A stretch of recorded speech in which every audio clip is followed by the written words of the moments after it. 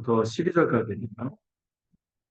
출애굽기 20장 1절부터 12절까지 지난주에 이어서 계명의 말씀 같이 살펴보도록 하겠습니다. 제가 한 절 읽고 여러분들 한 절 읽는 식으로 교대서 읽도록 하겠습니다.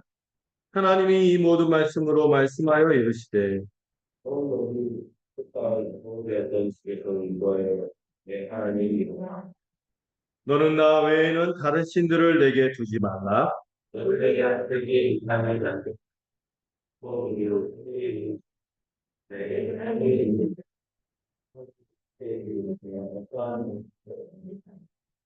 그것들에게 절하지 말며 그것들을 섬기지 말라. 나 내 하나님 여호와는 질투하는 하나님인즉 나를 미워하는 자의 죄를 갚게 아버지로부터 아들에게로 3, 4대까지 이르게 하거니와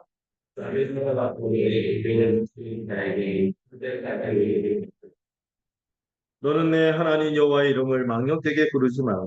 여호와는 그의 이름을 망령되게 부르는 자를 죄없다 하지 아니하리라. 엿새 동안은 힘써 내 모든 일을 행할 것이니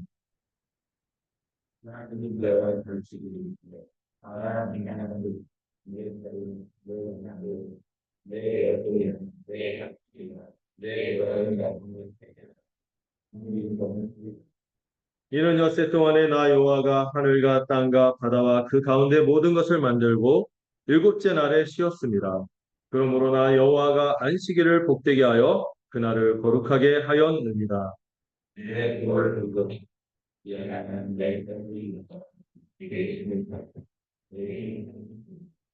네. 네.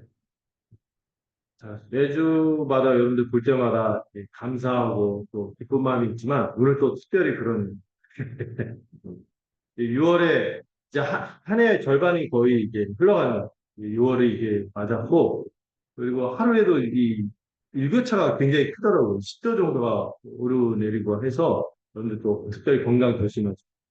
원래 그 이불 없이 자는데 어저께는 이제 햇볕이 이불을 보통은 옆에 분이 가져가셔서 오돌오돌 떨면서 그러기도 하는데 오늘 못 견디겠다. 늦게는 살포시 이제 갖고 와요. 자, 오늘 출애굽기 20장을 통하여 또 십계명의 말씀을 살펴볼 텐데 여러분 이 계명의 말씀을 대할 때 지난주에 우리 성도님이 힘은 성도님이죠. 공부를 하면서 그런 얘기를 하더라고요. 이 하나님의 말씀, 계명의 말씀 듣다 보니까 이게 빠져나갈 틈이 없다는 거예요. 빠져나갈 틈이. 그래서 야 우리가 그 하나님 앞에서 우리가 그 우상 제조 공장이래 우상 숭배를 밥 먹듯이 하고 그런데 참 우상 숭배 우상 제조 공장이 그거 아니라 죄 제조 공장 정도인데 자녀들을 보면서 그런 얘기 너희들은 카센터 정도는 나는 현대 기아 정도래. 근데 우리가 어린 나이에도 중학교 제일이고 또 우리가 나이가 들면서 또 약간 때를 묻는다는 그런 모습이 있지만 주님 앞에서 볼 때, 그 유명한 말 있죠. 도끼 객끼. 주님 앞에서 은혜가 필요한 존재들임을 더 깊이 깨닫게 되는 게 이 계명의 말씀이거든요. 이 십계명의 말씀은 이 하나님의 이 성품, 하나님의 뜻, 또 하나님 우리를 향해서 일할 때 어떤 성격으로 일하는지를 알 수 있는 게 이 계명의 원리죠. 핵심이 뭐죠? 하나님을 사랑하고 우리 하나님이 사랑하는 존재잖아요. 서로 사랑 가운데 세 분이 한 분처럼 사랑하는 것처럼 우리도 이웃을 그렇게 한 몸으로 사랑하면서 살기를 원하는 것이 하나님의 말씀, 계명의 핵심 원리죠. 근데 우리는 사랑할 수 없는 존재, 사랑하기보다 미워하고 굉장히 자기 중심적이고 자기를 위해서 살아가는 존재들입니다. 그래서 우리 세상에서 경험하는 게 위로와 격려이기보다 비탄과 절망, 그리고 굉장히 때로는 미움 속에서 우리 인생을 갉아먹는데 그런 우리를 대신해서 누가 오셨습니까? 우리 주 예수 그리스도께서 오셔서 우리가 지켰어야 되는 그 모든 율법의 모든 요구들, 이 계명을 다 성취하셨죠. 그리고 우리에게 그 모든 의를 값없이 어떻게 주셨어요. 믿기만 하면 그 의의 성취를 우리에게 주시고 그러면 주님이 일 다 했으니까 난 아무것도 안 해도 된다. 이렇지 않죠. 주님은 우리에게 의를 주셨을 뿐만 아니라 주님이 우리의 안에 들어오셔서 또 우리도 주님 안에 있어서 우리 안에 새 생명이 시작이 되었고 우리 안에서 누가 역사하십니까? 성령께서 역사하셔서 이 계명의 요구를 우리가 이룰 수 있도록 날마다 날마다 날마다 네. 여러분들 그 2018년 그 우리가 처음 교회 시작했을 때하고 지금 2024년이 됐죠. 그때 우리의 하나님을 아는 지식의 차이만큼 우리가 하나님을 향해서 반응하는 그 내용도 달라졌고요. 우리가 다른 사람들을 대하는 태도도 달라졌습니다. 네 글자로 일치월장했다. 2018년에 나는 없어. 이제 날마다 지금을 살아가는 우리가 있는 것이죠. 일신, 울신이란 말도 있죠. 날마다 날마다 새롭게 하는 은혜가 우리를 이 계명의 말씀을 접할 때마다 한편에서는 아이고 난 꼼짝없이 정말 지옥에 갈 만한 정말 죽을 수밖에 없는 그런 사람이구나 하면서도 우리 주님의 십자가 은혜를 생각해서 우리 마음이 기뻐져 평강이 찾아오고 또 어떤 소망이 생겨요? 우리도 주님 닮아가시도록 성령께서 나를 이끌어 주시겠다. 근데 여러분 그렇게 자라가려면 여러분 뭐 해야 돼요? 애들이 자라려면 뭐 해야 돼요? 자야죠. 잠도 자야 되지만 더 중요한 거 먹고 자고 먹고 자고 그 주님의 은혜 가운데서 이렇게 깊은 은혜를 하나님의 말씀으로 섭취하고 또 이 안식을 누리는 것. 주님 안에서 함께 예배하며 교제하며 이 주님이 사랑하시는 자에게 잠을 준다 했잖아요. 불안한 사람이 잠을 잘 수 있는 우리 주님 안에 있기 때문에 평강을 누리며 깊은 안식을 누리면서 살아갈 때 우리가 자라갈 것입니다. 그것을 소망하면서 이 계명의 말씀을 접하면 좋겠어요. 어떤 경우에 십계명 말씀을 할 때 어떤 분들은 시험에 든대. 너무 나는 그 깊은 영적 친체를 경험한대요. 너무 이 계명의 말씀이 너무 고상하고 너무 그 고귀하고 그런데 나는 너무 바닥에 안 되는데 그래서 누가 오셨어요? 우리 주님이 오셨거든요. 그래서 우리가 참 복음이 더 소중해지는 그런 경험을 하면 좋겠고요. 1계명부터 4계명까지는 예배에 관련된 교훈이라고 말씀드렸습니다. 계명이고 하나님을 사랑하는 데 있어서 우리가 뭘로 하나님을 사랑하는 거를 드러낼 수밖에 없어요. 딱 하나 있다면 예배거든요. 예배, 우리 예배 대상이 유일한 하나님이며 또 우리가 인위적인 예배를 드리지 않고 사람의 편의에 따라 사람의 기대에 따라 하는 것이 아니라 말씀의 예배를 드립니다. 그 다음에 예배할 때 자세는 뭐죠? 우리 예배 시간뿐만 아니라 우리 일상에서도 말과 행동이 우리 주님의 이름을 높여드리고 거룩하게 하고 영광 돌리게 하는 것이 이 3계명의 뜻이며 4계명은 우리가 예배함으로 우리에게 주어지는 유익과 유효를 말씀드렸죠. 여러분 우리가 예배할 때마다 우리가 뭘 누립니까? 안식을 누리죠. 그럼 여러분 또 주일 오전 11시부터 12시 반 어간 그때만 우리가 안식을 누리나요? 아니죠. 우리 주님이 오셔서 주님의 안식일의 주인이잖아요. 안식을 시작하셨어요. 그래서 이 공예배 때가 절정이고 그리고 나머지 시간에도 우리가 안식의 은혜를 이미 주셨음을 신뢰하고 예배하며 순종하며 살아가는 거죠. 그리고 6일의 일상도 열심히 사는 거고 이것도 주님께 순종하는 거예요. 그리고 지난주에 부모 공경의 계명에 대해서 살펴봤습니다. 여러분 이 부모 공경의 계명이 어떤 계명의 출발점이에요? 이웃을 사랑하라는 5계명부터 10계명까지의 계명의 출발점입니다. 이 사람에 대한 계명이죠. 이웃을 어떻게 사랑할 것인가. 그리고 이 5계명이야말로 이 다음 주에 살펴볼 살인하지 말라는 그리고 탐심에 이르기까지 6계명부터 10계명의 근간, 뿌리를 이루는 또 기둥을 이루는 아주 근간이 되는 기초가 되는 계명이 이 부모 공경의 계명입니다. 우리가 이웃을 사랑하라 이렇게 할 때 이웃 사랑의 시작이 어디로부터 출발할까요? 바로 부모로부터 출발하는 이웃 중에 이웃이 부모라는 첫째 계명으로 이웃을 향한 첫째 계명으로 이 부모를 제시할 정도로 우리가 마땅히 사랑해야 되기 때문에 이 부모를 제시하기도 하고 또 우리가 마땅할 뿐만 아니라 우리가 받은 바 은혜를 생각하면 진짜 마땅한 거죠. 그리고 그 마땅하지 않게 다가온다 할지라도 억지로라도 해야 되는 게 뭐예요? 이 계명이라는 하나님의 뜻이니까. 그만큼 우선순위를 둔 계명이 이 계명입니다. 왜? 하나님이 우리에게 은혜를 누리면서 살 수 있도록 일반적인 은혜라고 하죠. 가정과 교회와 국가를 두셨는데 가장 큰 간이 가정이기 때문에 그렇다고 말씀드렸습니다. 그래서 특별히 내 부모 할 때 우리 육친을 얘기하는 거죠. 우리 실제 아버지, 어머니를 뜻하고 이 놀라운 게 고대에서 이제 아버지만 배우하고 어머니들은 하는 둥 마는 둥 했는데 성경은 어머니 강조하는 경향이 또 있죠. 그리고 더 확장해서 모든 권위 있는 자들도 이 부모에 포함된다고 말씀드렸고 또 이 공경하라는 이 표현도 우리가 생각해야 된다죠. 무엇보다도 나를 이끌고 사랑하고 돌보고 양육하는 부모의 권위에 대해서 어떻게 이 카바드라는 단어인데 이 무겁게 여긴다는 마음이고 무겁게 여기는 마음이라고 말씀드렸습니다. 무겁게 여긴다는 게 뭐예요? 가볍게 듣지 않고 그분의 말을 또 그분의 행동이나 그분의 뜻을 살피는 데 있어서 더 비중을 준다는 거죠. 존경하고 순종하는 거죠. 근데 다른 계명보다도 특별히 이 계명 같은 경우는 이 5계명은 약속이 있어요. 어떤 약속? 잘 될 거다. 하나님이 친히 보증해 주셨어요. 잘 될 거다. 장수와 복을 약속해 주시는 계명이 이 계명이죠. 그래서 제가 막 사회학 그 연구 결과까지 얘기했죠. 유일하게 예측 변수가 뭐라고요? 부모에게 순종하고 권위에 순복하는 그 아이들이 대부분 성년이 돼서 잘 살고 있다는 이런 것들을 얘기했죠.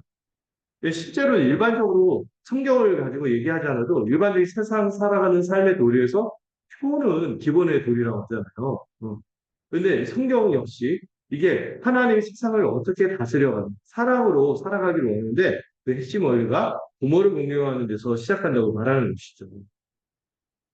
하나님 바라는 세상은 사랑으로 가득한 세상이고 서로를 한 몸으로 돌보는 세상인데 부모님이야말로 여러분 우리가 그 부부 관계는 우리가 그 남자와 여자가 부모를 따라서 한 몸을 이루는 식으로 생물학적으로 한 몸이 되지만은 또 생물학적으로 원래 우리가 한 몸이었다가 떨어져 나간 부모님도 그분의 몸을 통해서 우리가 태어난 거고 이렇게 생각할 때 당연히 우리가 한 몸으로 이웃도 한 몸으로 살아가야 되는데 실제로 우리가 육체로도 한 몸으로 받았으니 우리가 그 부모를 귀히 여겨야죠. 우리가 그분들 없이 어떻게 이 세상에 존재할 수 있었겠습니까? 이걸 생각할 때 여러분 존경할 만해서 존경하라는 게 아니라고 했죠. 존경할 만하지 않더라도 나를 생물학적으로 나타난 부모라는 그 사실만으로 우리가 세상에 존재하게 되었기 때문에 그래서 우리가 하나님의 은혜도 알고 이렇게 거듭나서 백성으로 살아가고 신앙인으로 살아가는 데 있어서 이 하나님의 뜻이 거기에 있었기 때문에 우리의 부모가 있었구나. 이걸 깊이 깨달아야겠죠. 이게 세상의 기본 원리며 순리라고 했어요. 부모를 공경하는 것. 앞세대가 지식과 경험을 전수하고 자신이 갖고 있는 거 안 나눠줘도 되는데 굳이 나눠주면서 그 뒷세대한테 주면서 신뢰와 사랑을 얻는 거죠. 그리고 뒷세대는 어때요? 그분에게 순종할 때, 그 권위자한테 순종할 때 실수를 줄이고 이 순리대로 살아가면 여러분 어떻습니까? 항상 어렵게 사는 사람들이 이유가 있죠. 뭔가 그 거슬러. 거꾸로 갈 때 그래요. 순리대로 살아가면 혜택을 얻는 거예요. 인생 여러분들 이와 하나님이 편하게 살 수 있도록 쉽게 살 수 있도록 하는데 왜 일부러 꼬이게 삽니까? 여러분들 그래서 이 권위와 순종의 문제에 있어서 우리가 이 부분들을 잘 생각하면 좋겠어요. 이 계명에서 핵심적인 문제는 권위와 순종의 문제거든요. 우리가 너무 이제 권위주의 이런 말을 들어서 권위를 가볍게 여기고 배척하는 시대에 살고 있어요. 여러분 이 권위가 왜곡되어서 그렇지 원래 권위는 필요한 겁니다. 여러분 부모가 자녀한테 권위 있게 지도하지 않으면 어떻게 자녀가 바로 자라갈 수 있고 삶의 도리를 알 수 있겠어요. 음. 가정에서 권위를 인정하고 그 순종하면 그렇게 자란 아이들은요 기본적으로 다른 사람의 말을 경청하는 그 귀한 자질을 얻게 됩니다. 여러분 제일 인간관계 어렵고 힘든 사람들이 남의 말 잘 안 듣는 사람. 이 경청하는 자질 이거는 부모한테 효를 한 친구들한테 그 길러지는 거예요. 자기 뜻을 꺾고 상대의 의견을 마음을 살피면서 듣는 거. 이거 귀한 자질이에요. 이 자질을 가정에서 익히는 거는 그 자체로 참 큰 자산이죠. 인생의 자산이에요. 그래서 이 참된 권위를 행사하고 이를 따라 순종하는 원리를 이 6계명이 잘 보여주는 것이죠. 이 계명이 금지하는 것을 말씀드렸죠. 세 가지가 있어요. 이제 부모 공경을 거부하는 것인데 뭐를 금지하죠? 부모를 멸시하거나 업신여기는 여러분 부모가 존경받을 만해서 존경하는 게 아니라 했어요. 그분이 나를 정직케 했다는 것 자체만으로 감사하고 존경해야지. 그거에 대해서 학교 막안 좋게 막 이렇게 하고 하면은 또 마음에 업신여기거나 함부로 여기는 마음이 있으면 성경이 그런 말을 하죠. 반드시 저주받은. 여러분 이 저주받는다 말 딱 들으면은 그 진짜 그렇잖아요. 네. 그런데 여러분 부모에 대해서 함부로 생각할 때 하나님이 그렇게 저주하신다는 생각할 때 우리가 좀 우리의 태도를 다시 한번 돌아봐야 돼요. 저도 이 5계명은 마음이 아프기도 하고 또 부모님을 일찍 여의신 분들은 아쉬움과 허전함이 있고 또 어떤 분들은 찔림이 있고 저는 약간 찔림이 많아요. 예, 누구나 다 그럴 것 같아요. 예, 그렇다는 거죠. 또 부모에게 불순종하는 것도 이 계명이 금지하는 거라고 말씀드렸습니다. 칼빈이 그런 얘기 했다는 게 참 그런데 부모의 권위를 거칠고 완강하게 거부하는 자들은 사람이 아니다. 사람이 아닌 분이다. 보다 괴물이라고 얘기할 정도로 이게 경계했죠. 그래서 부모에 대한 아주 성경에서 말하는 그 성경적인 개념이 부모를 어떻게 표현합니까? 하나님의 대리인으로 말한다는 거. 이걸 얘기하면서 순종하는 거죠. 세 번째로 이 계명이 금지하는 것은 부모를 부양하지 않고 돌보지 않는 것을 반대합니다. 여러분들 진짜 부모님들은 우리의 인생을 위해서 자기의 모든 자원이나 자기 인생의 기회들이나 기쁨이나 이런 것들을 다 희생하고 살아왔거든요. 더 누릴 수 있었는데 여러분 자녀를 어떤 분들이 진처럼 여기는 분들도 있죠. 근데 짐이면서도 또 동시에 어떤 측면이 있어요. 하나님의 선물. 이걸로 받아들였기 때문에 때로 이게 짐처럼 다가왔지만 그러나 이 자녀가 주는 독특한 기쁨이 있어요. 하나님의 마음을 좀 알라고 우리 안에 그런 마음을 주신 거예요. 이거 막 내리사랑이잖아요. 이렇게 하면서 막 자녀 키우는데 얼마 들였죠? 4억 정도 들였는데 아 16억 떠오르네요. 그런데 얼마나 이렇게 자기를 돌보자고 자녀들을 위해서 헌신합니까? 음, 전체를 생각하면서 때로는 자녀들에게 마음같이 다 하지 못할 때가 있어요. 그래도 기본적인 마음은 뭐예요? 할 수만 있으면 다 해주고 싶은 게 부모들의 마음이고 그런 마음을 할 때, 이 연세가 든, 나이가 들어가는 부모를 보면서, 자기 인생을 자기가 책임지는 거죠. 이렇게 하면은 안 되는 거예요. 도와야 될 때, 그 연령이 될 때는 마땅히 우리가 도와야겠죠. 근데 요즘에는 너무 이런 사회 시스템이 허약하다 보니까 우리가 개인으로서 하기 어려우니까 국가의 도움도 받겠지만, 그러나 우리가 애써야 되는 거죠. 옛날에 저희 세대 때 그 배운 것 중에 잘못된 개념이 하나 있었어요. 그 왜곡된 역사 사실을 우리가 일제시대 그 잔재로 역사를 잘못 배워서 우리의 풍습인 줄 알고 또 오해하고 있었던 게 있어요. 뭔지 아세요? 고려전. 여러분 들어봤죠? 고려전. 그거 거짓말이래요. 우리나라 역사에는 없었어. 어디 있었냐면 일본 영화, 일본 애들이 먹고 살기 갑박하니까 부모를 갖다가 나이가 들면은 산에다가 갖다 버리고 그리고 거의 막 거기서 산에서 그냥 마사하고 이런 일들을 무참한 일을 일본 사람들이 했어요. 그 영화도 있어요. 나라에만 90%. 막 그런 영화가 있는데 사실 그건 처참합니다. 근데 자식들한테 부담을 안 끼치려고 근데 이 할머니가 너무 건강하니까 원래 갖다 버렸는데 너무 건강하니까 보면 그 노인을 판명하는 기준이 어디를 보냐면 이빨을 봐. 이가 성하면은 산에다 못 버려요. 근데 이제 먹고 살기 힘들어지고 하니까 이 어머니가 어떻게 해요? 바위에다가 자기 이를 깨버려요. 자녀들 자기 빨리 갖다 버리고 자녀들 살 길 찾으러. 근데 자식이 기계다가 그 어머니를 메고 막 올라가는데 막 울면서 올라가. 그런데 나중에 하는데 거기 막 처참한 그 산에 그 노인들 죽어 있는 시체를 보고 이러면서 마음을 돌이켜서 다시 데려오고 막 그런데 결국 어쩔 수 없이 이제 그 마을의 풍습이 그러니까 그런 장면을 본 적이 있었는데 여러분 이거는 저 미개한 어디 풍습? 예, 일본 풍습이고 우리는 그런 게 없어요. 고려장이란 말 쓰지 마세요. 없어요, 우리 없어요. 일본 풍습이고. 우리 얼마나 나이들 우리 선한 결도가 되니까 그 부모에 대해서 존경하고 이렇게 하는 거예요. 그래서 여러분 이 부모를 돌보지 않는 것에 대해서 여러분 마음의 짐이 있죠. 그런데 우리가 할 수 있는 대로 하는 거죠.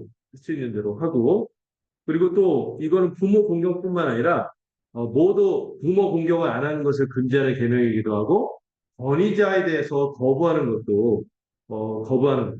권위자에 대해서 존중하는 걸 거부하는 것도 이 계명이 금지하는 것입니다. 모든 권위는 누가 정하셨다고요? 하나님이 정하셨고 세우시고 정하셨기 때문에 이 권위가 있는 사람을 따르지 않는 것은 심판을 받을 거라고 하나님이 경고도 하셨어요. 그래서 여러분들 이 가정, 특별히 교회, 그리고 국가에서 권위 있죠. 이 권위가 하나님이 정하신 뜻에 의해서 행사될 때 여러분 그것에 대해서 기꺼이 순종해야 돼요. 근데 여러분들 만약에 어느 영역이든 이거이 하나님의 뜻과 안 맞을 때는 순종한다, 안 한다? 안 하는 거죠. 왜? 최고의 권위는 누구야?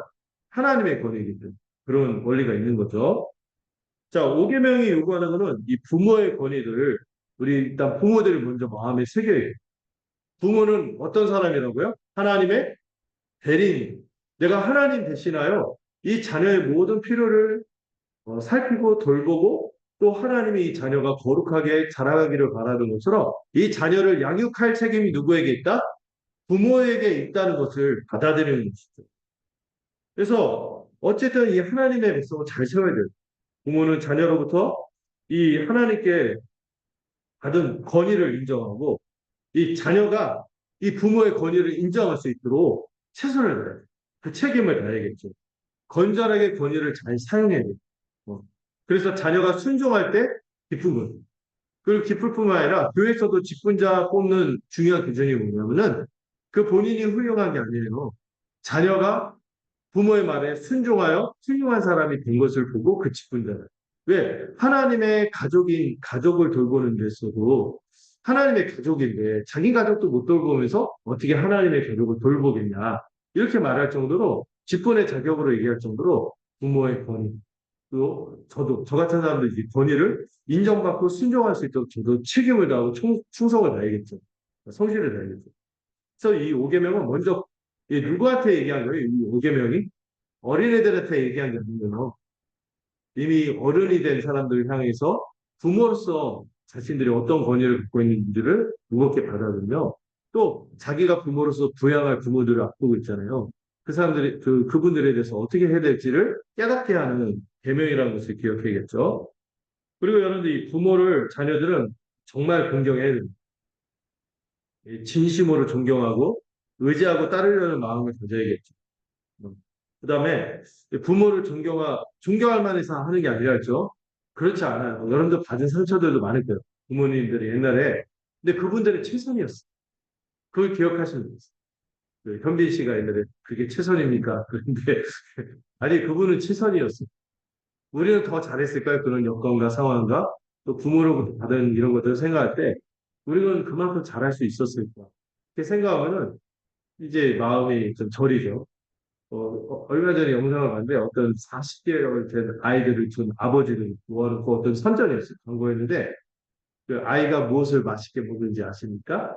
아이에게 최근에 사랑한다고 말한 적이 언제입니까? 아이를 최근에 안아본 적이 언제입니까? 이렇게 쭉 하다가 갑자기 그 아이라는 단어를 지우고 아버지를 이렇게 하니까 이 40개월 된 아버지들이 또 그 자기 아버지 영상, 안부 전화 영상 보고 우는 거야. 아, 우리가 그런 거죠. 마음의 빚이 있죠. 그래서 우리는 이 존경하는 마음과 자발적으로 순종하는 마음, 그리고 또 이 늘 어떤 마음이 있어야겠어요? 감사하는 마음이 당연히 있어야겠죠. 어, 주님 안에서 우리가 또 순종해야 되는 것도 잊지 않아야겠고요. 그다음에 권위자에 대한 존중도 잊지 않아야 되는데 여러분들 우리에게 권위자가 어떤 분들이 있을까요? 일단 1차적으로 부모가 어, 그리고 여러분 교회 안에 목사와 장로가 세워져 또 목사가 있으면은 이 직분도 권위가 있습니다. 왜 하나님의 말씀, 하나님의 뜻을 하나님의 여러분들이 이끌어 가시도록 이제 돕는 분들이기 때문에 여기에 대해서 여러분들이 권위를 인정하고 또 학교에서 여러분들한테 가르치는 먼저 받은 지식과 경험을 전수하는 교사들, 선생님들 그리고 여러 교회 선생님들도 좀 귀하게 여겼으면 좋겠어요. 교회 정말 받는 거 없이 정말 섬기는 거거든요.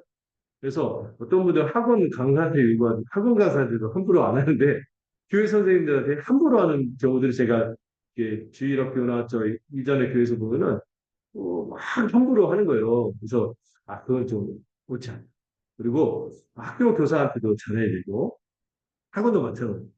직장에서도 여러분들 먼저 어떤 노하우를 갖고 있고 어떤 업무라든지 이렇게 할 때 또 거기 안에도 질서가 있잖아요. 이걸 잘 따라주는 요즘은 NG라고 해서 막 이렇게 들이받고 마음대로 하고 그러는데 땅치 않죠. 그리고 특별히 공권력에 대해서도 우리가 협조하는 태도를 갖는 게 중요하다고 했습니다. 네, 로마서 배울 때 말씀드렸지만 국가와 교회는 역할이 다르다고 했죠. 이거 구분해야 된다고 했어요. 우리가 이 국가에 대해서 우상 숭배하거나 맹종해서는 안 됩니다. 그렇다고 막 혁명하거나 아니면 반체제적으로 행동하면 안 되지만 구분해야 되지만 뭘 해야 된다? 협력해야 된다. 우리가 이런 것들을 균형 있게 받아들여야겠죠. 가정 안에서 적용하는 것도 말씀을 드렸던 것 같아요. 그래서 부모는 일단 1차적으로 적용할 때 자녀들한테 잘할 때 잘하려고 하기 전에 일단 최소한 뭘 하지 말아야 된다? 노엽게 하지 말아야 된다. 노엽게 하지 말아야 되는 게 현실적인 조언. 억울하게 하면은 마음을 해피고 막 얘기하고 풀고 되겠죠. 그리고 본이 되는 거. 그리고 중요한 거 부모는 자녀에게 경계선을 세워주는 자들이기 때문에 징계, 징계도 해야 된다. 어떤 경우는 어린 자녀 같은 경우는 체벌도 필요해요. 어느 정도 크면은 체벌은 역효과를 내죠. 교육하기 위해서 체벌하는 건데 이 체벌이 지나치면 안 되고 감정에 따라서는 안 되겠죠. 그래서 이 제일 안 좋은 부모를 어떤 부모라고 했어요? 무조건 허용하는 부모. 허용적인 부모가 제일 안 좋다고 했어요. 무정부가 제일 안 좋듯이 뭐 할 때 선을 분명하게 세워서 이건 안 돼 하는 가치관이 심어져 있는데 이게 없이 그냥 자녀가 원하는 대로 나는 자녀하고 그냥 친구처럼 지내요. 그래서 막 이렇게 하는 거는 부모가 부모의 역할을 오해하는 부모는 권위와 울타리를 쳐주고 보호해주는 역할을 하기 때문에 무엇이 아닌지를 분명하게 얘기해줘야 돼요. 제가 보니까 어떤 기독교 잡지 만화, 외국 기독교 잡지 만화에서 그런 장면을 본 적 있어요. 어떤 아이가 사고를 크게 쳤습니다. 너무 심각한 범죄를 저지른 거죠.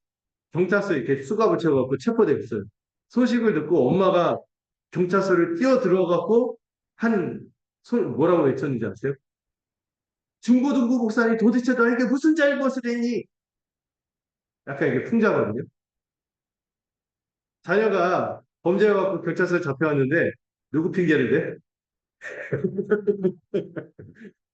도대체 중고등부 목사님이 너한테 무슨 잘못을 했길래 뭘 잘못 가르치길래 네가 여기 와 있니?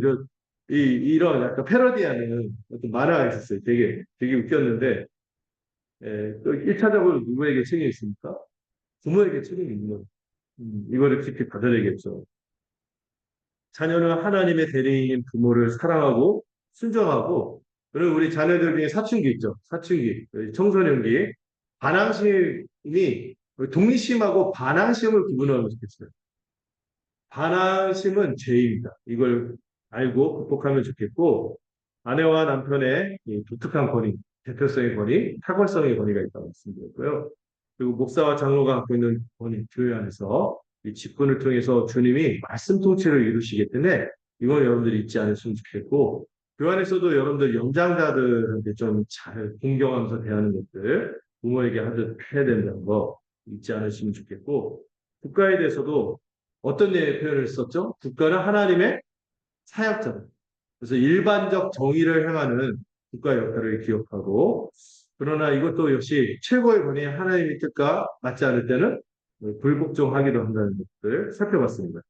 자, 이제 오늘 이제 복음적으로 이 계명을 좀 살펴보고 여기서부터 여러분들 좀 전에 안 했던 내용부터 전에 것들을 한번 쭉 짚어본 거. 왜 5계명을 다시 짚어봤을까요? 이웃사랑 계명에서 제일 중요하니까 다시 한번 다지기 해봤어요. 근데 오늘 또 더 중요한 내용, 이거를 어떻게 복음적으로 우리가 정리할 것인가. 먼저 여러분 우리가 5계명을 지키는 자들입니다. 못 지키는 자들이에요. 실패하는 자들이에요. 여러분 우리가 누구 안에 있는 존재? 원래 아담 안에 있는 존재라서요. 지독하게 이 죄성이 이 권위를 인정하기로 너무 힘들어요. 권위를 부정하는 게 우리 기본적인 그 습성이에요. 제 옛날 20대 때 치기 어릴 때 어떤 목사님이 그 다른 어떤 사람들하고 좀 어울리라고 얘기를 했거든요. 그때 제가 그 목사님께 되게 존경받고 좀 꽤 위치가 있는 목사인데 제가 막 그 약간 부족했죠. 네. 저는 약간 저항이 제 모토입니다. 이런 좀 치기 어릴 때가 있었어요. 아예 참 그때 생각을 지워버리고 싶어. 그분이 참 나를 어떻게 생겨서 했을까. 한동안 저를 이상하게 믿고 있어요. 근데 원래 제가 약간 저만 그런 게 아니라 기본적으로 사람 안에 있는 내장되어 있는 연약함이 뭐냐면 이 뭔가 권위에 순응하는 걸 되게 싫어요. 심지어 자신을 그렇게 사랑하는 부모의 권위조차도 우리가 받아들이기 어려운 게 우리가 깊은 질성이 있구나 하는 것을 알게 되는 죄인은 하나님의 권위와 질서 자체를 거부할 뿐만 아니라 부모를 비롯해서 하나님이 권위를 뜻해서 권위를 정하고 세우셔서 우리를 인도하기를 원하는데 그렇게 권위를 행사하는 모든 명령에 순종하기를 싫어하는 그 성향이 기본적으로 저만 있나요? 여러분들도 있는 거죠. 그래서 또한 순종하기 싫을 뿐만 아니라 나중에 이 사람들이 권위를 갖게 되면 이 순종하기 싫어하는 죄인들이 권위를 가지면 어때요? 너희들 마음을 안다. 이렇게 하지 않고 오히려 세게 왜곡된 권위를 행사하려고 해요. 그러니까 거의 그 창세기 3장에 그 저주 있죠. 남자는 여자를 다스리려고. 여자는 남자를 불복종하고 또 다스리려고.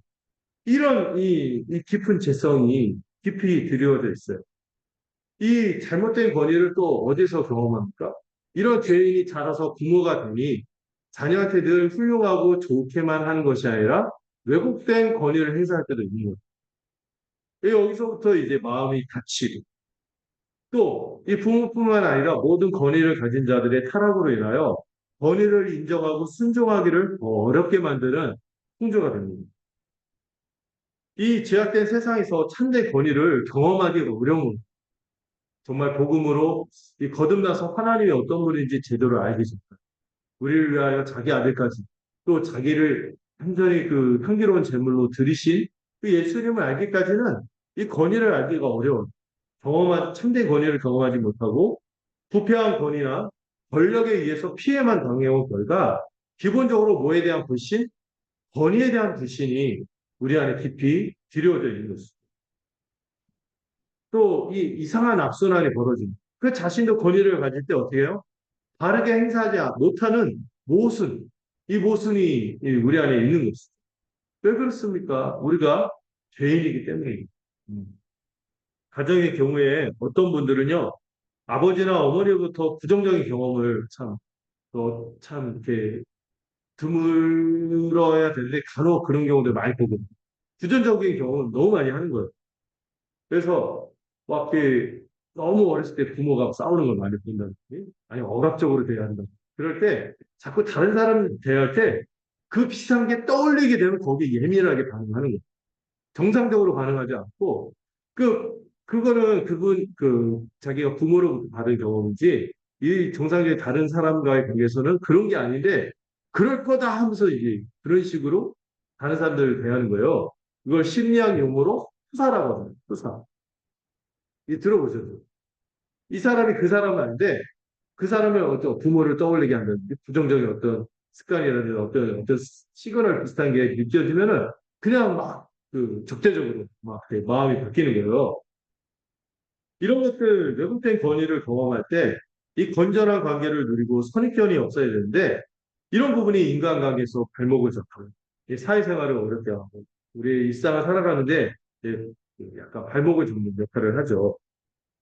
그러면서도 안타까운 건 동시에 자기도 그런 부모의 부정적인 부분을 닮아간다는 거예요.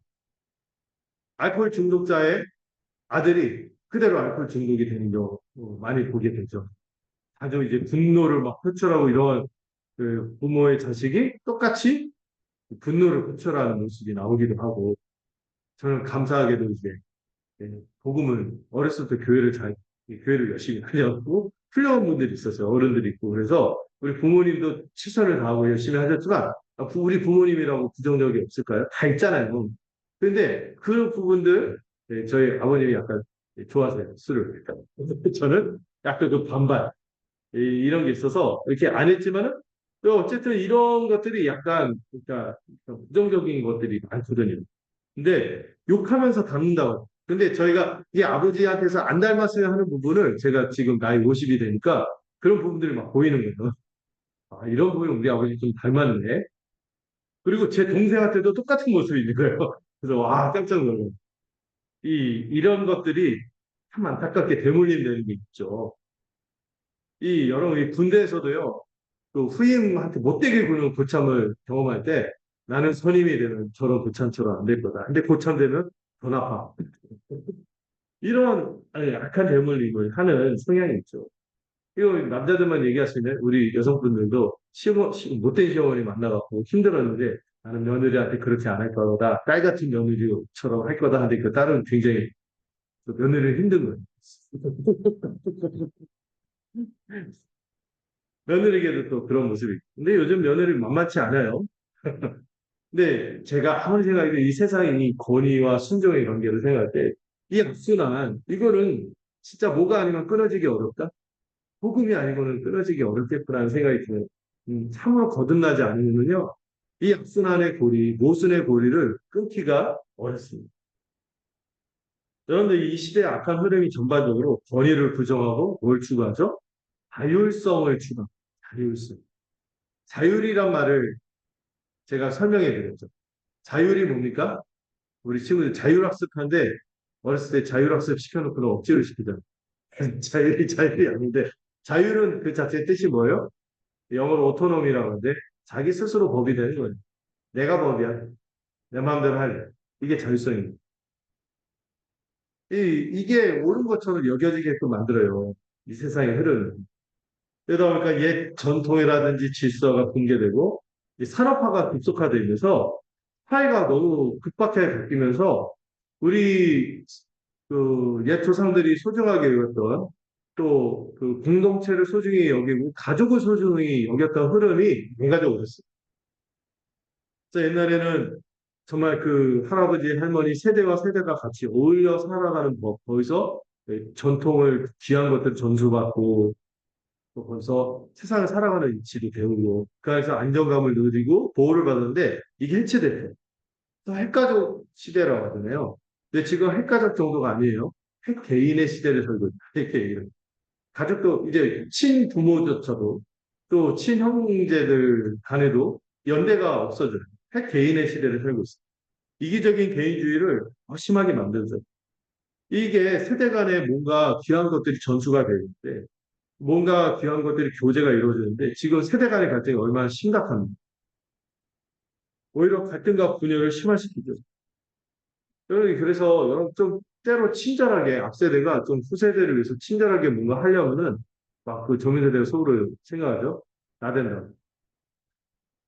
그 뒷세대가 좀 도와주려고 하면 왜 이렇게 금방져? 막 이렇게 이런 얘기를 막 너무 쉽게 하고 도움을 주려는 게 뭐가 돼? 오지랖이 돼. 오지랖이 되고 그리고 시행착오를 줄여주고 도와주려고 조언을 하면은 그럼 뭐라고 합니까? 꼰대, 라떼, 설명충이 있는 이 그러다 보면 뭔가 귀한 것들을 함께 나누려는 마음이 사라지고 전수하려는 의지도 사라지고 배우려는 의지도 사라지고 이런 굉장히 단절되는 데서 이 고립된 곳에서 사람들이 살아가는 거죠. 그러다가 미처 알아보지도 못한 채 귀한 것들을 받지도 못해 전해주지도 못해 점점 사라져가고 이런 세상 가운데 누가 오신 것입니까? 우리 주 예수 그리스도께서 오셨어요. 오셔서 모든 것을 이 순리를 정상으로 돌이키실 거예요.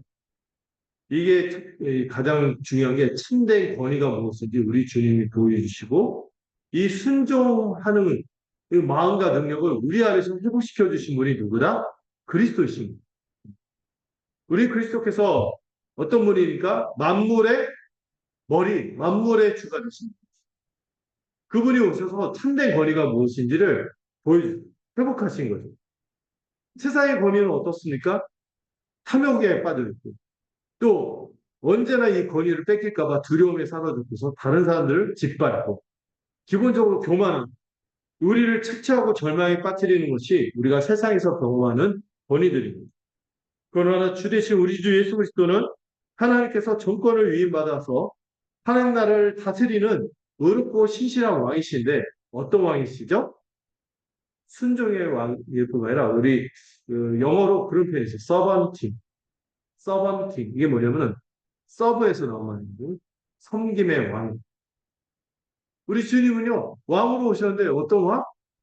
군림하는 왕이 아니라 섬기는 왕. 하나님께서 우리의 안식 주시기 위해서 일하시기 때문에 주님이 그러잖아요. 아버지가 일하시니 나도 일한다. 주님은 우리를 위해서 섬기고 일하시는 왕으로서 오신 거예요. 이 타락한 세상의 권위들과 달리 우리 주님은 이 세상에 오셔서 만물을 충만케 하시는 거예요. 그래서 우리가 기쁘게 주님의 오심을 소망하고 그분의 권위를 받아들이는 거죠. 주님이 자기에 대해서 뭐라고 말씀하셨어요? 안식일의 주인이다. 내가 안식을 너희에게 되찾게 하려고 이렇게 왔노라. 이렇게 말한 거죠. 안식을 되찾을 뿐만 아니라 공허한 우리의 인생, 우리의 삶에 충만한 행복을 채워주시는 분이 우리 주님이기에 우리는 그분의 권위를 기쁘게 받아들이는 거죠. 예수님의 주되심은요, 하나님이 세우신 참된 권위가 무엇인지 보여주는 세상의 권위요, 궁극적의 성취인 것입니다. 우리는 그리스도 안에서 이 하나님이 꿈꾸시는 세상과 그 통치 원리가 무엇인지 밝히 드러나서 그것을 보고 그 원리에 따라 사는 사람들입니다. 하나님과의 충만한 삶 속에서 우리는 서로를 자기 몸처럼 여기며 살아가고 섬기며 살아가는 것이죠. 주님은 그런 세상을 우리에게 주시려고 왕으로 오신 거예요. 하나님이 세상에 권위를 세우신 선한 목적이 예수 그리스도를 통해 성취되는 거죠. 믿습니까? 네. 그리고 주님이요, 이 만물의 왕으로 오셨는데 섬김의 왕심을 먼저 보이셨는데 순종의 본으로 보이셨죠. 예수님은요, 전생애가 뭘 하기 위해서 오신 거예요? 순종하기 위해 오셨고, 또 두 번째, 죽기 위해 오셨습니다. 죽도록 섬기기 위해서 오셨고, 이걸 순종하는 하나님의 뜻이거든요. 이 하나님 아버지 뜻에 온전히 순종하기 위해 오셨죠. 먼저 예수님이요, 이 땅에 오셔서 누구에게 순종했습니까? 육신의 부모에게 순종했습니다. 여러분, 요셉과 마리아가 그 마리아를 성모 뭐라고 하면서 어떤 숭배하기도 하지만, 물론 훌륭한 면도 있겠죠. 그렇지만은 그 요셉과 마리아가 완전합니까? 완전하지 않은 부모예요. 그럼에도 불구하고 예수님은 하나님이신데도 불구하고 완전하지 않은 그 요셉과 마리아에게 순종했습니다. 신실하게 순종했죠.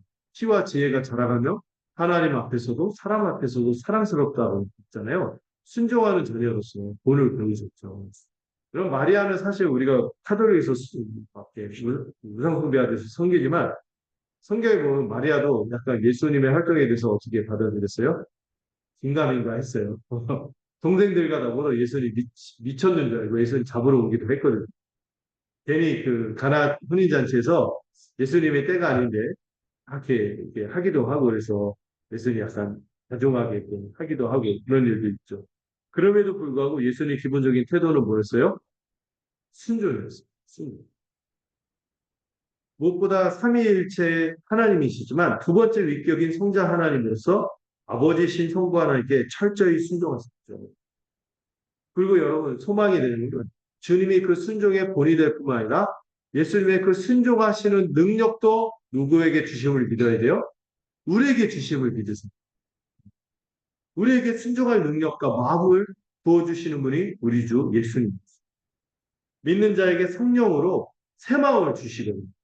근본에서부터 우리가 전에는 이 영리에 따라 사는 사람들이었어요. 순리를 따르다. 하나님의 법에 순종하는 걸 싫어했는데 이제 기쁘게 만든 거예요. 뭘 보내셔서 우리 안에 성령력을 보내셔서 그렇게 하시는 거죠. 그리고 믿음으로 우리 주님과 연합한 신자에게는 예수님 자신의 순종의 그 의, 그 모든 공로들을 우리에게 부어주셔서 능히 우리를 순종하게 하심을 믿으시고 그 다음에 결정이 뭐예요? 예수님이 순종하기 위해 오셨지만 또 뭐 하기 위해 오셨다고요? 죽기 위해 오셨죠. 십자가의 성취를 이루게 오신 거예요. 여러분, 우리 주님이요, 성부 하나님의 권위에 순종하신 가장 극치의 순종이 뭐예요? 십자가예요. 십자가, 제가 계속 말씀드렸지만, 어떤 죽음입니까? 전무, 후무함, 죄인으로서의 죽음.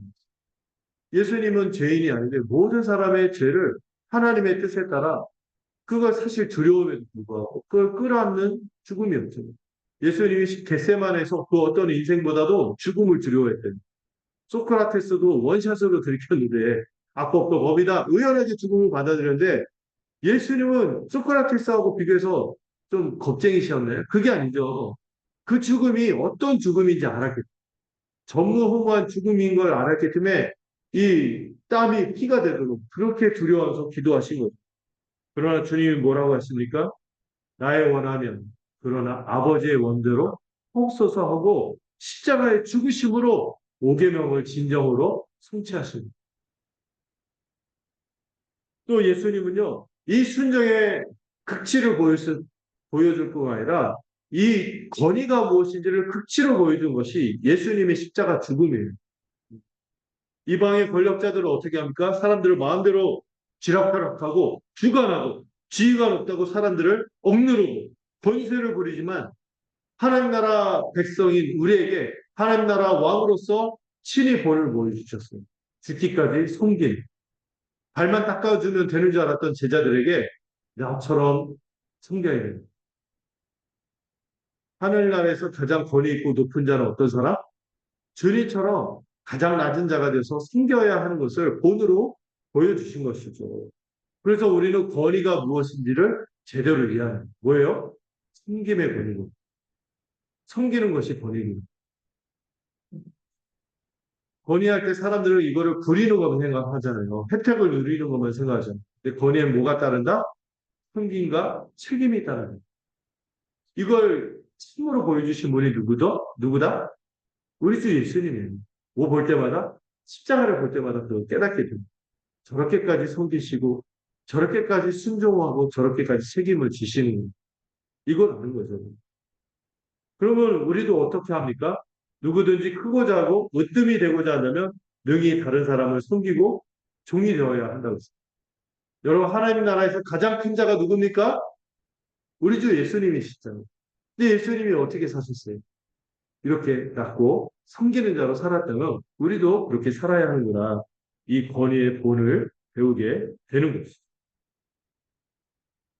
그러면 여러분, 이거 우리가 교회로서 이 계명을 어떻게 지켜나갈까요? 첫 번째, 여러분들, 우리 말씀의 권위를 기억하시면 돼요.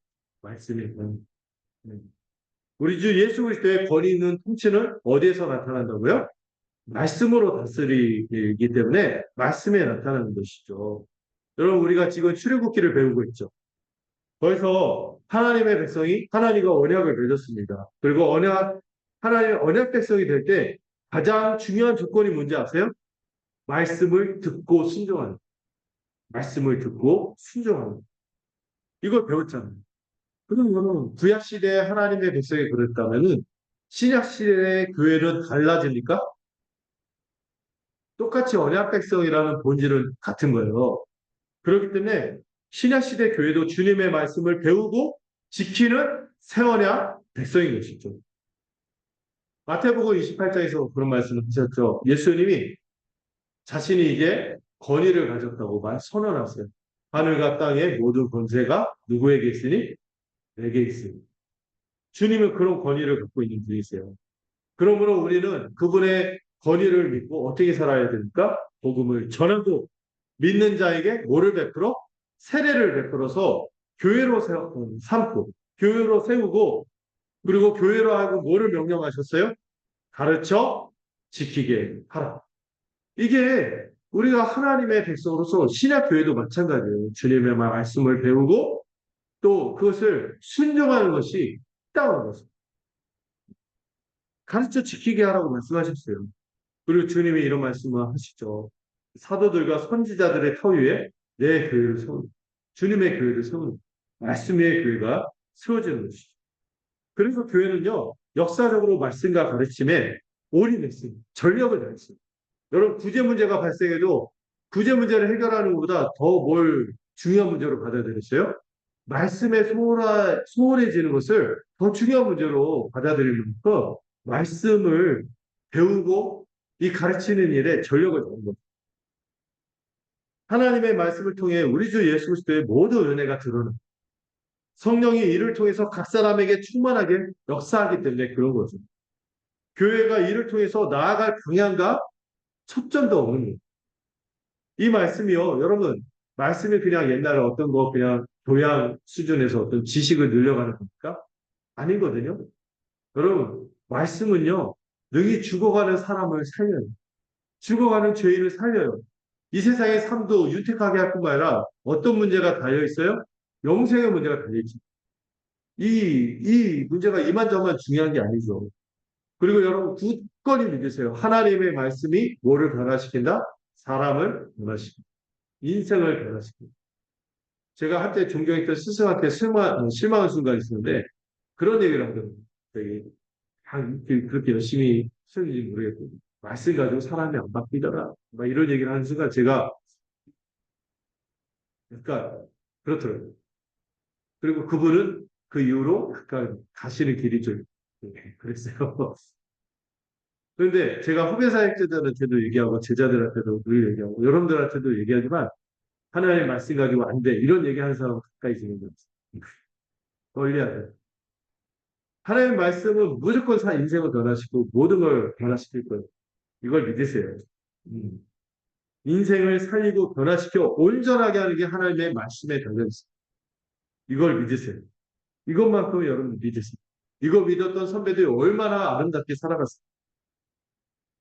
이 말씀을 통해서 우리는요, 그리스도의 영광의 광채를 보는 거예요. 그 광채를 보기만 하면, 스토트 목사님 그런 얘기를 했거든요. 그 순간의, 찰나를 잠깐만 봤다고 할지라도 절대 이전처럼 살 수 없다.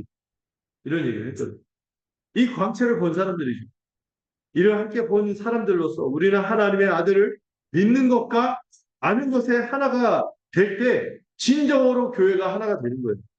한 몸 한가족이 되어서 충만하게 살아가는 거죠. 여러분, 말씀 가지고 안 돼. 해서 성령을 받아야지. 이런 얘기를 하시는 분들인데 그걸 분리를 할까요? 뭐? 하나님의 말씀과 성령은 함께 역사하는 거예요. 이 둘이 분리될 수 없어요. 여러분, 성령은요, 말씀 없이 역사할까요? 절대 그럴 수가 없어요. 성령은 말씀을 통해서만 역사해요. 성령님이 하나님의 말씀을 뭐로 삼는다고 했어요? 에베소서 6장에서 검으로 삼는다고 했어요. 찔러 쪼개고 막 골수를 드러내고 완전히 수술을 완전히 새롭게 바꾸는 거죠. 네, 여러분, 은혜님의 칼군, 메스보다 더 날카로운 게 하나님의 말씀입니다. 은혜님이 마시죠. 얼굴이 새롭게 해서 인생을 거듭나게 한다고. 은혜님이라고. 그런 표현 쓰는 게 안 좋죠. 여러분, 하나님의 말씀이 정말 우리를 변화시킬 거예요. 우리 안에 있는 어둠을 다 드러내고 물리치고 능력으로 역사하는 거죠. 여러분, 말씀이 길을 우리에게 보여주시고, 그리고 그 길을 비춰주시고 그 길을 걷게 하시는 분은 누구예요? 성령님이시. 말씀이 우리 안에 씨앗을 심을 거예요. 씨앗으로 심겨질 거예요. 그런데 누가 자라게 하실까요? 그 말씀이요. 그냥 씨로 있지 않도록 자라게 하시는 분이 누구예요? 성령님이거든요. 말씀이요. 우리를 그리스도에게 접붙이도록 접붙이는 가지 역할을 할 거예요. 가지를 보면 그 봉가지 또 이렇게 붙들어 매는 그런 게 있잖아요. 그 말씀이 바로 그런 역할을 한다면은 바로 그런 그리스도에게 접붙여서 생명을 얻게 하는 것이 바로 누구예요? 성령이기 때문에 여러분 말씀과 성령을 분리시키지 마세요. 우리가 말씀을 볼 때 성령이 함께 역사하실 것을 그렇게 믿으세요. 우리가 말씀을 할 때 성령이 어떻게 일하는지 아세요? 이게 참으로 하나님의 말씀임을 믿게 하시죠. 이걸 증거의 역사, 내적 증거. 성령이 우리 안에서 우와 하나님의 말씀이구나 믿게 하시는 역사를 하는 거죠. 근데 성령님이 그것만 일하지 않아요. 우리가 말씀을 대할 때 이런 거있군요 하고 깨닫게 하는 조명의 역사를 합니다. 조명. 밝히 비춰주는 역할을 하죠. 그리고 여러분 깨닫기만 할까요? 돌이켜서 완전히 새로운 인생을 살아가게 하고 거룩하게 살아가도 실제로 변화를 일으키는 성화의 역사도 일어나는 거죠. 여러분 말씀을 대할 때 이 세 가지 역사가 일어나는 것을 기대하세요. 증거의 역사, 조명의 역사, 성화의 역사, 믿게 하시고 깨닫게 하시고 더 그 길을 굳건히 걸어가도록 하시는 이 성령의 역사를 믿으세요. 그렇기 때문에 여러분 교회에서 행해지는 공적인 가르침을 귀히 여기십시오. 여기에 시간 할애하는 것을 깎게 여기지 마세요. 설교 나눔 시간 또 설교 나눔 우리 열심히 하자. 한절이 안에 함께 하기 위해서 그런 거죠. 그리고 우리가 주중에 하는 양육이라든지 오후에 하는 양육이라 우리 금요모 또 매일 제가 또 여러분들이 어떻게든 하나님의 말씀 안에 거할 수 있도록 이사야서도 올리고 또 여러분들 또 DBS도 어떻게 좀 이렇게 이어서 하나님의 말씀으로 하나님의 신령한 이 양식을 공급받고 스스로 공급받고 살아갈 수 있는 걸 익히도록 이렇게 애쓰는 거죠. 이거를 귀히 여기시고 또 여러분들 우리가 그 있잖아요. 늘 그 일상에서 엄마가 해주는 집밥도 귀하지만 가끔 외식하면 정말 좋지 않습니까? 특식 먹으면 얼마나 삶의 활력소가 되고 힘이 납니까? 보양식 이런 거 먹으면 얼마나 좋습니까? 제가 뭘 얘기하려고 이 얘기하게요? 수련회. 수련회. 여러분 집밥만 먹다가 가끔 이렇게 하면은 집밥이 더 귀하지 귀한 이 밖에서 먹는 보양식으로 인해서 우리가 더 활력이 넘치거든요. 이 수련회가 얼마나 중요한지 모르겠어요. 이거 같이 함께 참여하면 좋겠습니다. 여기 드는 좀 비용이 있을 거예요. 근데 여러분, 우리가 여행 가고 아니면 어떤 좋은 거 할 때 그런 거 비용 안 아끼는데 이런 데 비용 아낀다고 하면요, 좀 돌아봐야죠. 이런 데 한번 돈 쓸 때 이럴 때 돈 쓰는 거 하고 같이 충만하게 은혜 안에 거하겠다 이런 마음으로 살아가는 좀 안타까운 얘기지만 저희 교회가 최근에 좀 어려운 일을 겪었는데 이 어려운 일을 겪은 원인이 뭘까? 그래서 제가 이렇게 저 자신도 찾아보고 많이 생각했는데 아무리 생각해도 지울 수 없는 생각이 있었어요. 어느 틈엔가 우리 교회 공동체가 교회 본질이 뭐죠? 말씀입니다. 말씀을 귀히 여기지 않고 경히 여기는 태도가 나타나는데도 아무도 그것에 대해서 돌이킬 마음을 막 일으키고 애쓰고 이렇게 뛰어들었어야 되는데 하다못해 말씀을 나눌 때 아멘 하는 거 있잖아요. 또 뭐 다 안다고 생각하면서 안 하는 거. 그게 이런 태도들 있죠. 이런 말씀을 경시하는 태도, 뭐 이렇게 나누고 함께 합시다 하면 이거를 아까워하고 왜 굳이 그렇게 해야 되나요? 이렇게 하는 게 우리를 조금씩 무너뜨렸던 것 같아요. 말씀을 경히 여기는 모든 태도, 이를 배우지 않고 믿지 않고 순종하지 않아도 된다고 여기는 흐름과 태도, 이것에 맞서 싸우는 것이 교회거든요. 이를 철저히 버려야 하는 것이죠. 어떻게든 배우고 믿고 귀히 여겨서 순종하도록 전력을 다해야 하는 것이죠. 그리고 이 직분의 권위도 기억하시면 좋겠어요. 우리 예수 그리스도께서 목자장이신데요. 목자장이신 우리 예수 그리스도께서 교회마다 목자를 허락해 줬습니다. 목사와 장로를 다스리는 직분으로 세우셔서 통치를 대행하게 했죠. 성도는요, 이 교회, 이 직분자들을 통한 공식적인 가르침을 통해 주님의 다스림을 받는 거예요. 이 교회에서 공식적으로 가르치는, 공식적인 가르침으로 베풀어지는 말씀을 귀히 여기고 순종하는 것이 여러분 곧 교회의 머리 되신 주님께 순종하는 것임을 기억해 주십시오. 성도는 목사와 장로의 치리를 통해 주님의 다스림을 받는 거예요. 목사는 하나님의 말씀을 가르치고 장로는 성도들이 그 말씀대로 살아가고 있는지 그 진리를 제대로 품고 믿고 살고 있는지 점검하고 지도하는 역할을 하는 거죠. 이 목사와 장로가 하는 중요한 역할이 뭐냐면은 하나님의 양머리를 악한 자들로부터 보호합니다. 특별히 교회 밖에는 어떤 존재들이 있어요? 사나운 이리가 있거든요. 이 사나운 이리가 뭐냐면은 이단, 사이비, 거짓 가르침을 행하는 그리고 세상의 잘못된 가치관을 갖고 들어오는 이 교훈과 맞서 싸우는 게 이 교회 직분자의 역할입니다. 양떼인 성도를 폐하려고 들어오거든요. 사나운 이리들이 이것에 분별하고 막아서는 자들이 직분자들. 또 여러분 교회 밖에만 그런 사람이 있으면 좋겠는데 그런 사나운 일이만 있을 텐데 교회 안에도 어떤 사람들이 있냐면은 어그러진 말을 하는 사람들이 나타나는데 어그러진 말이 뭐냐면 진리를 왜곡하고 사람들이 교회 안의 흐름을 왜곡해서 누구를 따르게 우리 주님을 따르게 해야 되는데 누구를 따르게 해요? 자기를 추종하게 만드는 자기를 추종자를 만든다면은 그것도 쫓아내야 된다고 얘기하고 있어요.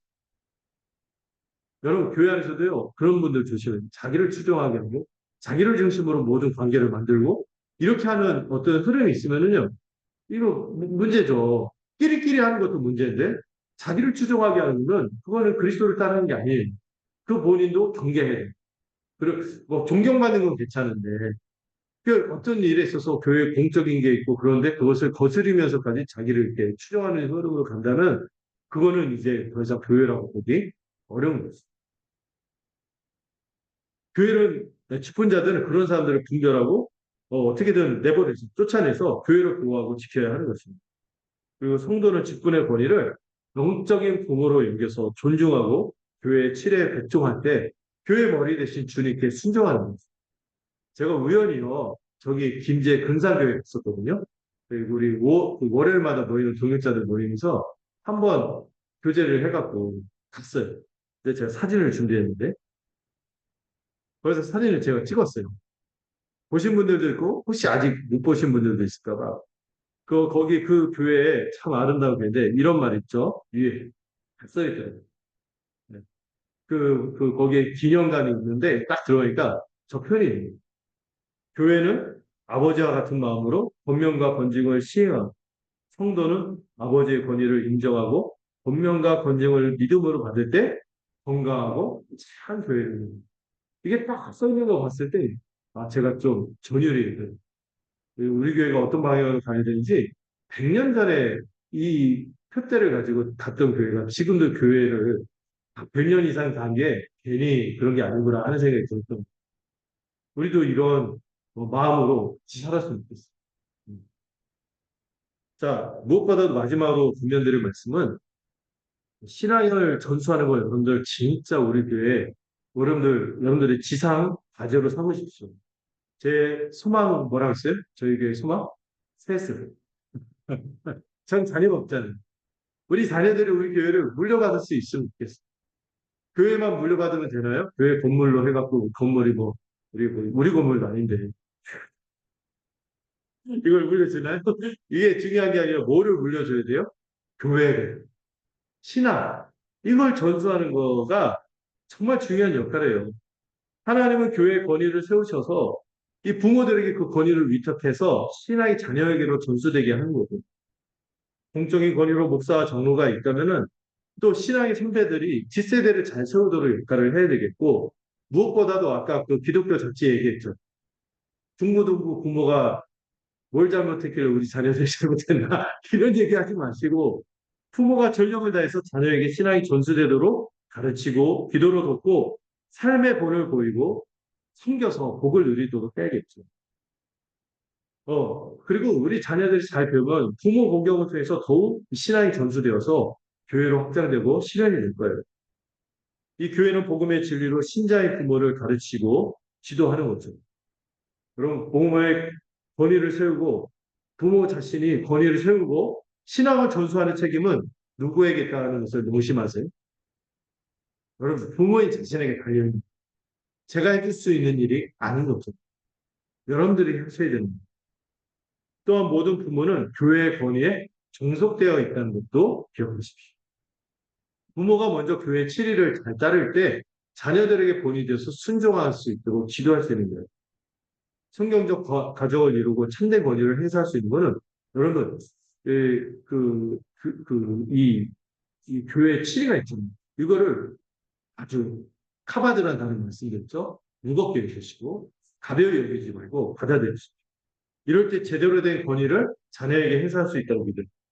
주의 교훈과 훈계로 자녀를 양육하고 권위와 질서를 인정하고 또 하나님의 복을 누리는 자녀를 세울 수 있는 이거 부모가 먼저 이걸 명심해야 됩니다. 부모 세대가 어떻게든 책임지고 신앙을 전수하고 자녀 세대는 부모 세대의 권위를 인정함으로 잘 배우시기를 먼저 부모들이 말씀을 잘 배워야겠죠. 우리 아빠들이 좀 자녀들이 뭔가 질문하면 대답할 수 있는 실력이 있을 거라고 믿고 앞으로도 더 실력을 키워나갈 것을 바랍니다. 아멘이 간절하게 선.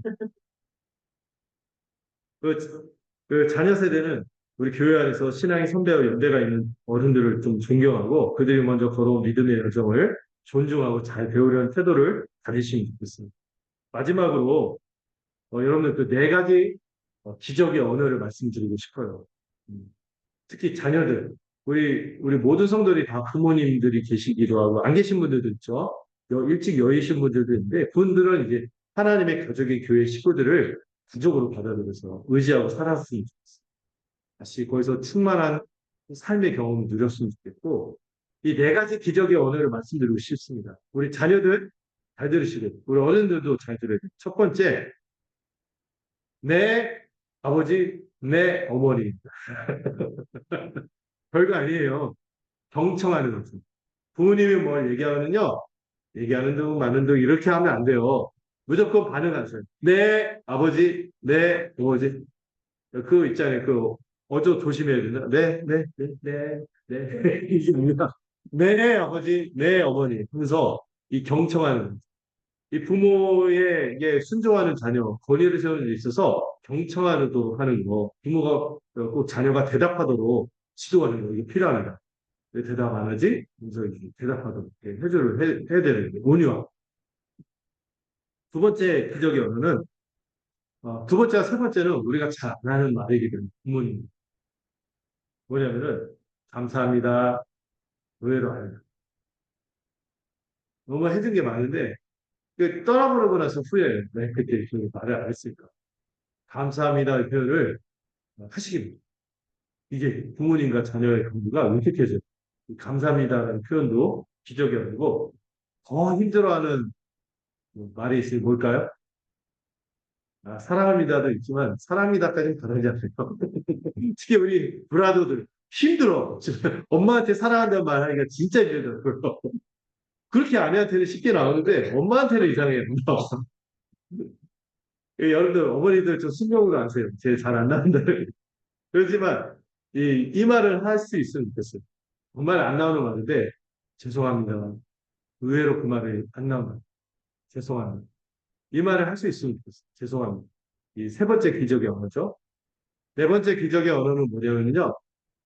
어, 사랑합니다의 어쩌면 약한 버전일 수 있는데 그거예요. 잘 지내시죠? 안부 물어보는 거죠. 특히 독립한 자녀들, 가정을 이루고 하는 그 어른들 있잖아요. 부모님들한테 잘 지내시죠? 이게 한마디 하는 거 있잖아요. 이 한마디가 뭐가 어려워요? 이렇게 할 때 자기 일상을 나누는 거 있잖아요. 제가 여기 어떤 은혜를 받았는데요. 하면서 얘기할 수도 있고, 책을 읽었는데요. 제가 뭘 했는데요. 하면서 이렇게 하면서 이런 것들이 여러분 우리가 실제적인 언어의 습관이거든요. 다른 말 없어요. 네, 아버지, 어머니, 감사합니다. 사랑합니다. 잘 지내시. 이 언어라도 우리 안에서 입에 배도록 좀 습관이 되도록 할 수 있으면 좋겠네요. 이 말을 할 때 제가 찔렸어요. 제가 항상 아내가 먼저 전화를 하거든요. 그리고 바꿔주면 제가 토스 받고 그때 잘 지내시죠? 하고 이렇게 그리고 미처 하지 못하는 나머지 그리고 그 말도 할 수 있기를 바랍니다. 어떤 말? 간지럽지만 사랑합니다. 이 말을 하심으로 좀 충만한 은혜를 누릴 수 있기를 바랍니다. 자, 잠깐 기도하고 성찬식 하도록 하겠습니다. 하나님 아버지, 오늘 주신 말씀으로 우리 모두가 부모 공경의 계명을 따라 복된 자녀가 되도록 주시옵소서. 또 우리가 먼저 공경하는 이 선한 흐름이 이 자녀들에게도 온전하게 전수하는 참으로 진정한 권위를 지닌 부모들이 되도록 축복하여 주시옵소서. 우리 자녀들이 마땅히 인정할 권위를 인정하고 순종하는 도리를 배움으로 하나님이 정하신 질서에 우리 자신을 맡기고 신뢰하며 복되게 살아가는 법을 익히도록 도와주소서. 특히 말씀의 권위와 직분의 권위를 귀히 여기고 순종하여서 하나님이 예비하신 축복을 마음껏 누리는 우리 교회가 되도록 붙들어 주시옵소서. 예수님의 이름으로 기도드렸습니다.